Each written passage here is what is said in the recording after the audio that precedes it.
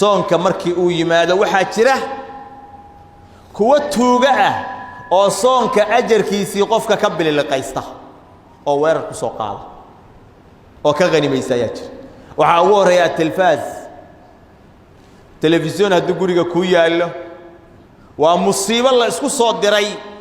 xasanaadkaagii iyo ajarkii aad shaqaysan lahayd oo dhan buu kaa xiraya markaasuu wuxuu kuu dhibayaa aflaam musalsalaad xariir ah oo aan kala go' lahayn dad badanna waxay sameeyaan xilligaasayba soo dhigtaan telefisyoonada oo guryaha ay soo xiraan oo waxay yidhaahdaan ramadaanka ayaan isku mootinaynaa subxaan allah bishii la rabay inaysan saacadi ka khasaarin ayuu wuxuu soo dhiganahayaa inuu wakhtigiisa dhan ku dayaco aflaamta musalsalaadka inuu fiirsado mid kalaa jiro asaguna xadaya qofka acmaashiisa baabi'inaya waa suuqa oo la aadahayo oo qofka aan wakhtiga uu siinayo uusan u xadidnayn maalkaagii iyo dhaqaalahaagii buu salfanayaa wakhtigaagiina waa baabi'inayaa xanaaq iyo dembina waa kala kulmaysaa qayladhaan waa kala kulmaysaa beecaagu inuu xaaraan noqdaa dhici kartaa saaka saa u aadda galabta waxaad imaanaysaa adoo sifril yadayn ah wax xasanaadoo kuu diiwaan galay aan la arag dunuubta iyo dembiyadu ay kugu socdaan waxaa ka mida kuwa qofka soonkiisa fasaadinaya moobeelkaaga caalamkii oo dhan aa halkaa ka daawanaysid waxaa laga yaabaa saa markuu qofku u taabto u furo dembiyadu inay ugu soo hoobtaan sida dhibicda roobka inay markiiba ugu bilowdaan hawdka qolkaanuu gelayaa kanuu gelayaa kanuu gelayaa kanuu usii dhiibayaa kanuu daawanayaa kanuu fiirinayaa ishiisuba wax ilaahay raalli geliya ku dhici mayso dhagihiisu wax ilaahay raalli geliya ku maqli mahayaan qalbigiisii waa madoobaan dembiyadii baa ugu socdaa maalinkii ramadaanka sidii dhibicda roobkay ugu da'ayaan saastuu u bilaabayba la bilowday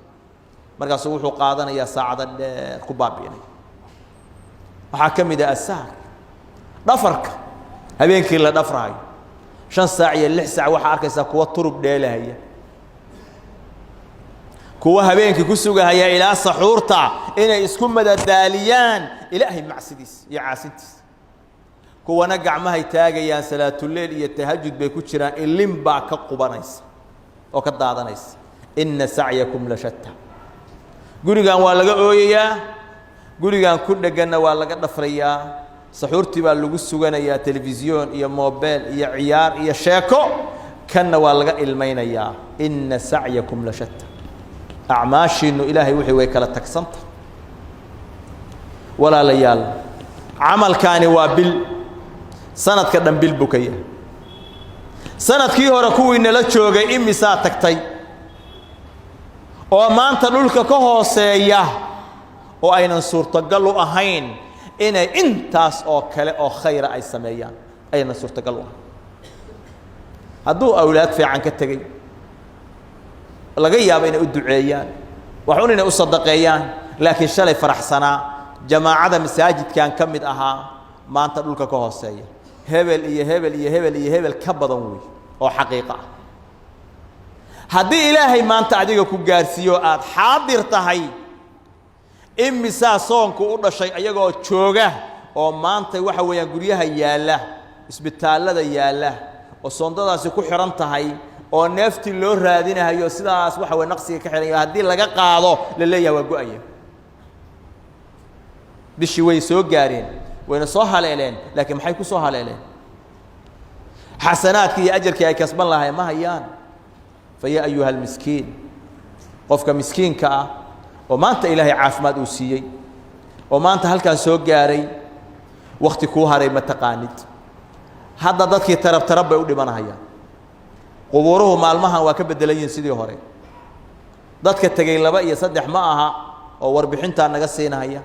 مال كستو قبوره عكوية على نوع كسته وحلوق جبرية هاي سيدي سوق بكارها أو كلا أيام ميدتك ويالا بل مالها قاركود waxay ii sheegeen dad xogaal ah inay ku leeyeen qabriga ma qodi karna adigu qodo ta ku daalan dadka xaafad aan laga dhiman way yarta maalin aameedna loo soo sheegayna wuu yariyaa